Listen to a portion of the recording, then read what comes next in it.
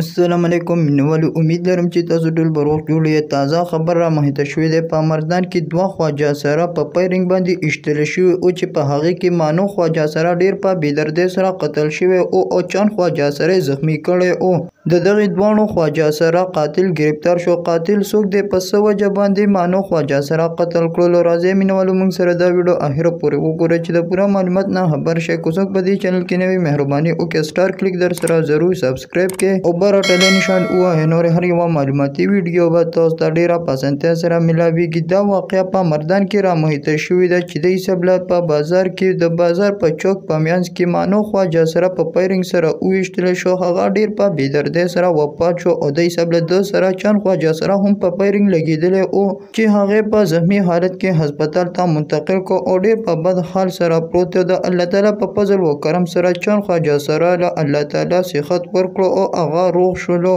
مندو د دې دواړو خواجه سره او قاتل سی سی ټي وي کیمرې راغستې او پولیس کوشش کوله چې د دوی قاتل گرفتار کړي. آخر هم د هغوی قاتل یې گرفتار کړو. قاتل هم د دغې مردان سره تعلق لري او دا حسابله د دې خواجه سره په سر باندې پیسې اغشتې دي، ځکه یې پې قاتلانه حمله وکړه او په پیرنګ سره مانو خواجه سره ډېر په بېدردۍ سره قتل کو.